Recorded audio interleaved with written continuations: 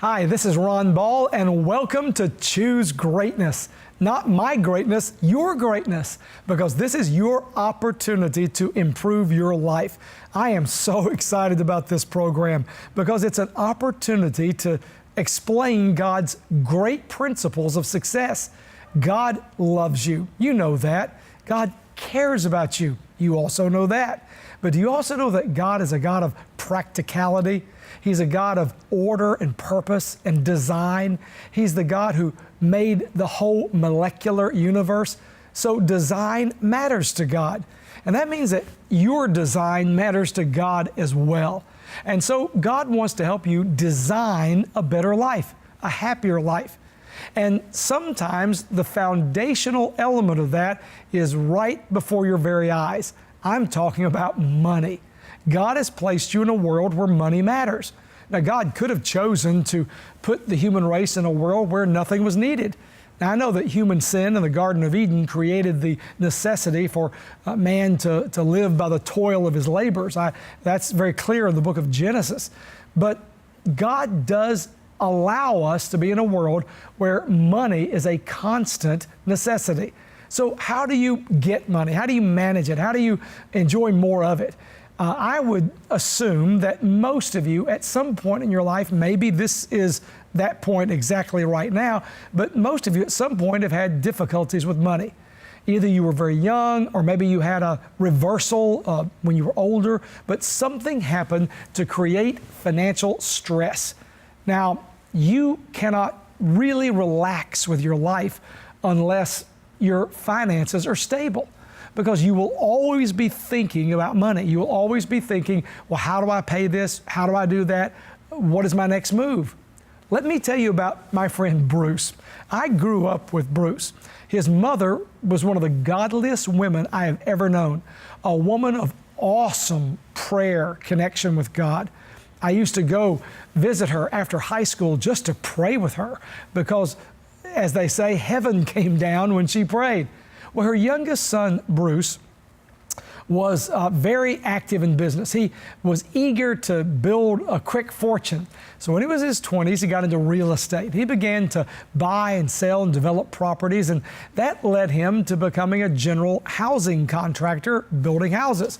Now, Bruce at first was really good at this. He would go out, he would scope out a property, he'd find a good location, he would arrange all of his subcontractors, and he would supervise the whole process. Did really good, and he built lots of mid-range to upper-range houses, not the mega mansions, but houses that were expensive enough that he was very financially successful. Now, he moved to Florida, where he thought the housing market would be even better than Kentucky. This has been a number of years ago. And he was right. He hit Florida at a boom time and was very happy. Now, Bruce had a wonderful Christian wife, one of the sweetest Christian women I've ever met. I mean, just a sweet spirit before the Lord. And he had beautiful children who he had led to Christ early in his life. And so here was an intact, beautifully organized Christian family with wonderful financial success. And then everything fell apart. I lost contact with Bruce for a certain period of time, and then one day I got a phone call on my cell, and it was Bruce. He was back in the little town in Kentucky where I lived and where he had grown up with me. And he asked if he could come by to talk to me. And I said, great, Bruce, come on by. So we made an arrangement. About 20 minutes later, he shows up at my house, and we went back into my study library, and I said, well, catch up with me. Tell me what's going on. Well, Bruce was a different Bruce. He was consumed with money. He was consumed with financial advancement. He barely mentioned his wife. He said nothing about his children. He didn't have time to go to church anymore. I mean, Bruce was radically different. I was very concerned. So I began to talk to him about the godly production of wealth, Christian principles, just to see how he would respond. And he did not respond. It was a really chilly reception to what I said. Well, Bruce vanished again, back to Florida, back to the sunshine. And then about a year and a half later, I heard from Bruce again. And this time, Bruce was a broken man. He showed up at my house the same as before, came into my study, same as before, and I asked him for an update, a report, But everything had collapsed. His wife, his sweet, precious Christian wife, had walked out on him. She just left him. She took both girls, his little girls. Now they're not so little, 12, 13 years of age, but they're gone. And he was shattered and broken. He said, what do I do? What do I do? And that was the open door to try to lead this man back to the Christ who died for him. And I remember praying with him in my study. Now, I want to alert you to something. Money was not Bruce's problem. Money did not break up his marriage. Money did not cause him to lose his children. Money did not cause him to lose almost his sanity and his soul. Money didn't do that to him at all. Money was only a symptom of his deeper problem, the mismanagement, the pride, and the ego-driven nature of his life. If it hadn't been money, it would have been something else. Now, that was a marriage, the breakup of which broke my heart because I knew them. And I knew his wonderful little girls who would be so wounded and damaged by losing their dad. But David Bruce had become so caught up with all this process that it had shattered him. Now, what had finally been the tipping point? What had finally driven him over the edge? What ruined everything? Well, oddly enough, it was the lack of money that finally did him in. Because he got to the point where he overextended himself. He extended his credit dramatically. He owed everybody money. He couldn't pay. And finally, he collapsed under the weight of his own mismanagement and went under financially. That was the final stress. That's what he couldn't take. So he started out making money, which led him to some wrong decisions. And then he didn't make enough money and he went under. The whole problem with Bruce is that he didn't understand money. He didn't understand God's way of handling money. See, God was not against Bruce having money. The Bible says in Deuteronomy that it's God who gives you power to create wealth and so fulfill His covenant. Again, it is God who gives you the power to create wealth and so fulfill His covenant. The Economist, famous magazine from England, I read an article recently that said those countries that are negative toward wealth, that are negative toward success and negative toward free enterprise and negative toward the accumulation of income and money, those countries don't do well. They're poor and they stay poor because they have a negative view of money. Now, sometimes people will say to me, well, doesn't the Bible say that money is the root of all evil? And I've dealt with this on an earlier program. I'm just going to repeat what I said then. The Bible does not say that money is the root of all evil. It does not say that. It says a love of money is a root of all kinds of evil. I've had 6 years of Greek and 2 years of advanced Greek, and I can tell you precisely what that verse says. It says that an out of balance, improper, incorrect, wrong love of money, out of balance, is a root, not the root, but a root of all kinds of evil. Well, that was certainly true of my friend Bruce. Now, what about you? What is your view of money? If you think money's bad, then obviously you're not going to handle money well. In fact, you'll even resent people with money because you'll think somehow they cheated the system and did better than you. So how about it? What is your view of money? Well, I want to give you a really interesting list right now of the way people view money. And I'll tell you why this is important. The way you look at something determines how it affects your life. If you see marriage as for life, if you see marriage as forever, then you won't think about divorce. When I married my wife, Amy, divorce was not an option. It's still not an option. So even when we had difficulties and challenges and sometimes even a couple of desperate moments, divorce was never on the table because we both went into a Christian marriage believing that was not God's will. It was not right. It was not appropriate. So we never considered it. The way we looked at marriage determined the way we did marriage. So the same thing's true of money. The way you look at money determines the effect money has in your regular life. Now, I want to repeat something before I give you this list. I want to say again that money itself is not bad. It's not evil. It's not wrong. God has placed you in a world that requires money. I mean, God could just obviously miraculously eliminate all need for money, but He chooses not to do that because you need to be able to produce income. Now, I'm going to give you this list, and then I'm going to explain how it works, because your perspective on money is so critical. If you want more of it, you've got to think about it biblically, correctly, in a godly way. Okay, so here we go. I have a list of 6 ways people look at money. Let's see where you fit, okay? The first one is what I call the mystery option. The mystery option means, hey, there's money. Sometimes I have it, sometimes I don't. It's a mystery to me. I don't know where it comes from.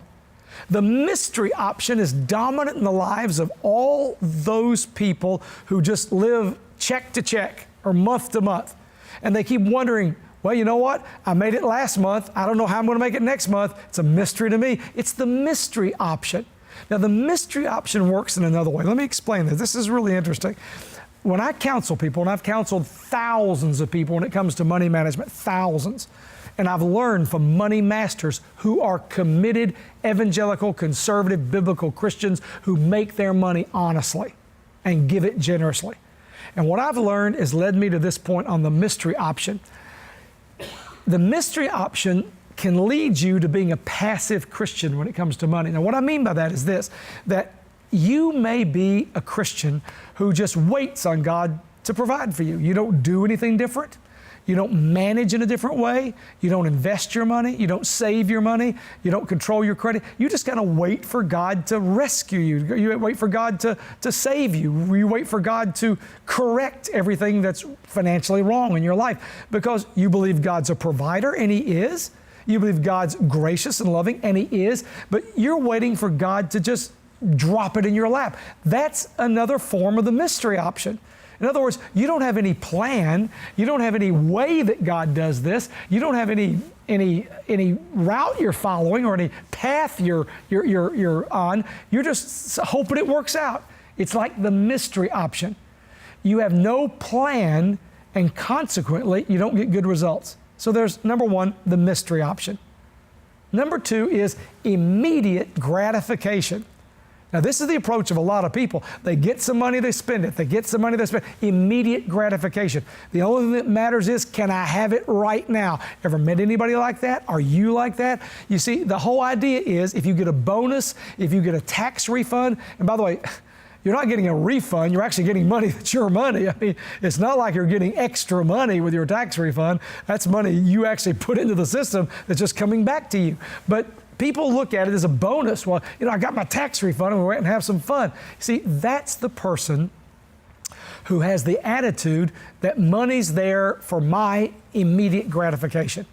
And obviously, that means there's no long-term strategy for wealth or security or stability or money 10 years down the road. So there is this whole idea of immediate gratification. I want it now. I need it now. I'm going to have it now. And the whole credit card industry is built on this myth. It's built on this idea that I have to have everything right now, immediate gratification. The College Board is an organization that monitors credit card use from newly graduated college students. And they had an interesting piece just recently where they said that the typical college student has an average credit card debt upon graduation of around $3,500, $3,600. And here's what they calculated. That's on one credit card. If you pay that off at a minimum payment of $78 a month, it will take you 35 years to pay off that amount that's between $3,000 and $4,000. 35 years of your life. You're just in bondage. The borrower is servant to the lender, the Bible says. There's a good example of that. But the immediate gratification person doesn't have the self-control and the self-discipline. Harvard Business School had an interesting list of reasons why some people rise out of the lower class to the middle class to the upper class. And Harvard said that one of the primary reasons why people rise upwardly mobile when it comes to money is the ability to delay gratification, to not spend, to not own, to not have to have the latest iPhone or the latest rendition of a particular car. In other words, they're able to delay gratification. So the second way that some people view money is they view money as their personal means of immediate gratification and emotional happiness and uplift. It's everything to them. It's just their immediate gratification. So the mystery option, number one, immediate gratification, number two. Now, number three on my list is the work delusion. The work delusion. Now, I know in America we have always classically taught that hard work is good, and it is. Everything meaningful is done with hard work. Before I ever came to the studio to film what you're hearing today, I spent weeks checking my facts, looking at information, organizing this, praying over it, and then I put it all in an organized form and I memorized it.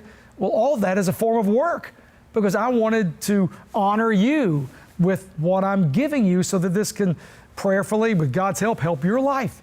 Well, work does matter, but I'm talking about the work delusion. The work delusion is the belief that if you will just work hard, that's all you need to do. And that's a delusion. That's not true. I mean, you can work very, very hard and not make much money because you're not working at the right thing. You're not working at the right opportunity. So you're not working smart, as they say. I can go out here and I can work very hard at minimum wage digging a ditch. And I can do that very faithfully, put hours in, 10, 11 hours a day for the next 30 years, and I will make very little money relative to what I could produce. So we're in an age when work has to be enhanced by intellect. In other words, you have to find ways to use your brain, ways to use your mind. Remember this, you are paid depending on the value you create. So if you're not creating value, then you need to go back and revisit what you work at. The work delusion means that if I just work, I'll automatically be okay financially, and that's not necessarily true.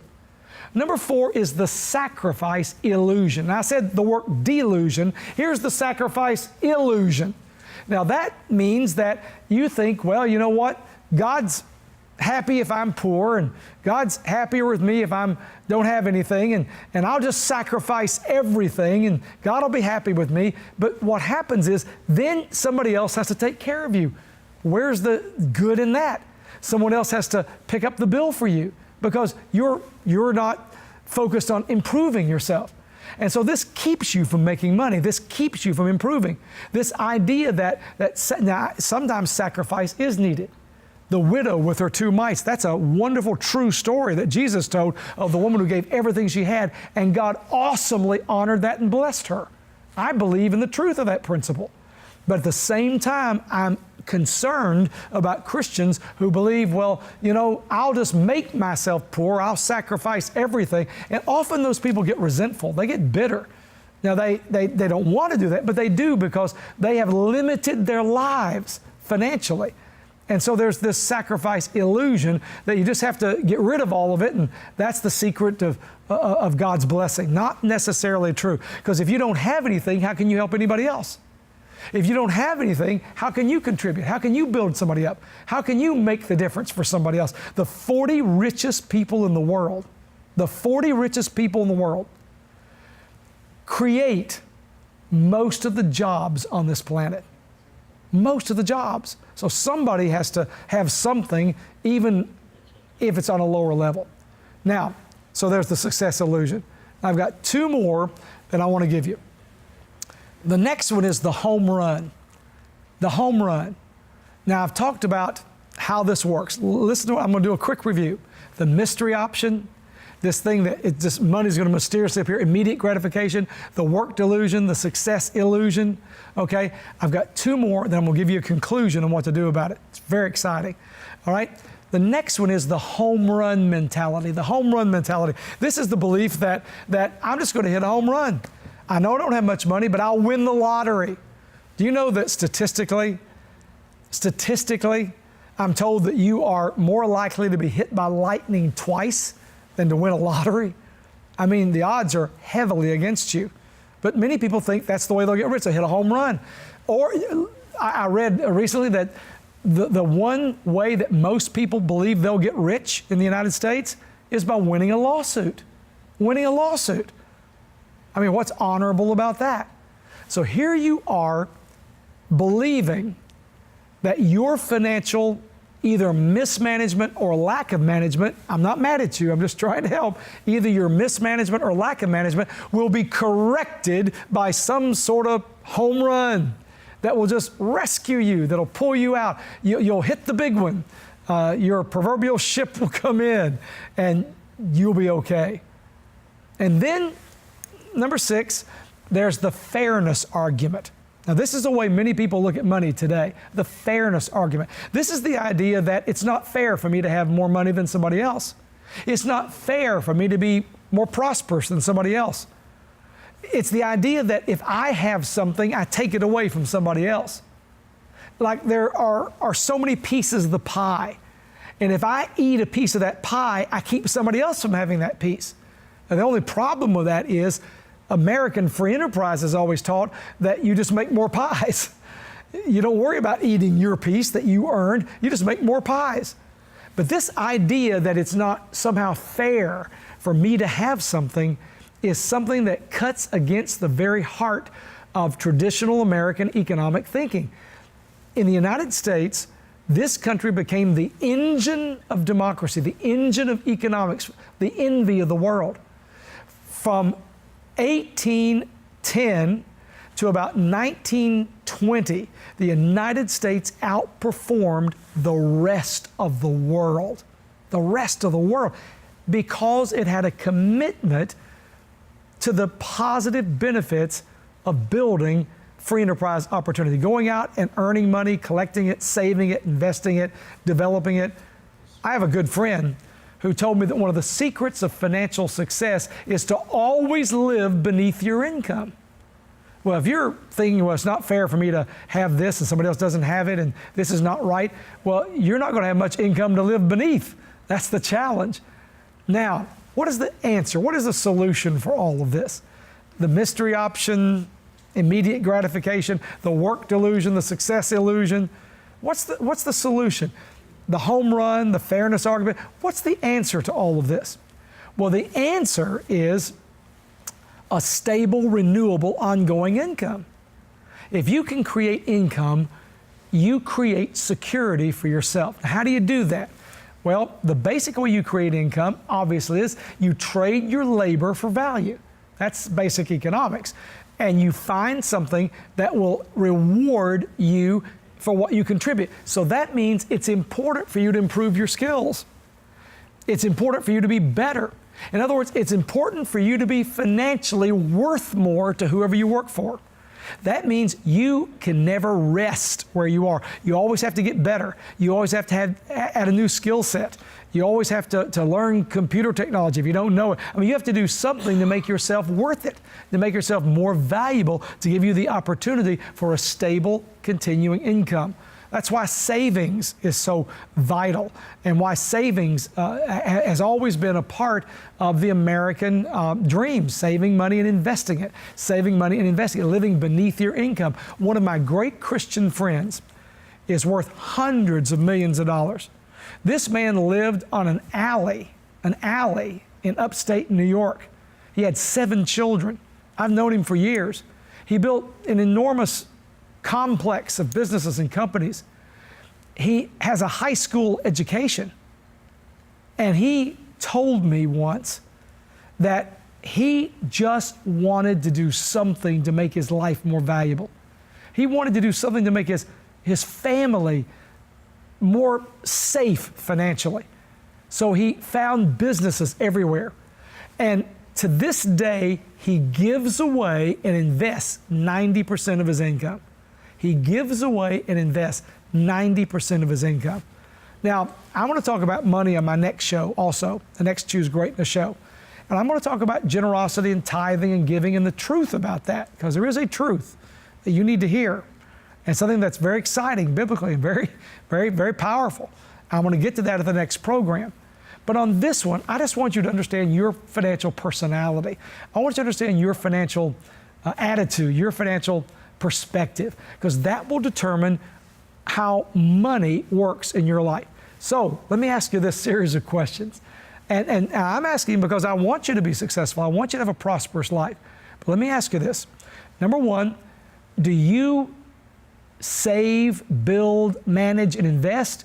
Or are you living on the mystery option, just thinking it's just somehow going to work out okay? You don't know how. Do you have a plan or do you have a mystery? Do you delay gratification for later benefit, or do you have immediate gratification continually now? Do you work, but do you work at the wrong things that aren't productive enough? Now, I want you to work where God calls you to work. That's more important than anything, but maybe you need to look at where you're investing your time. Do you just think that you need to be poor and sacrifice everything and God's happier with you, but then you don't have anything to do good with? What about that? Where are you on this list? Are you waiting for the home run? Or are you carefully saving, building, investing, saving, building, investing, saving, building, investing, saving, building, investing? Or are you waiting for the home run? Are you concerned, worried about the fairness option, feeling guilty if you have more than someone else, even if you've earned it? Remember this, a sustainable income is vital for your stability. You can't really do anything unless you have a stable financial base, because you're always worried, you're always twisted in knots, you're always stressed. You're not free. You're not free to move forward because you're always stressed. Now, you say, well, I want to know more. Well, I'm going to tell you more in the next show, but let me give you some good news. When you go to choosegreatness.com, I want to encourage you to get the downloadable book, The Money Clinic. It's also available in a series of audios. It teaches everything I've learned from amazing Christian gazillionaires, people who know how to make money. It deals with everything you need to do. It's an amazing set. Thousands of people have used this information. So go to choosegreatness.com and get the Money Clinic. That's the best thing you can do today. And tune in next week for part 2.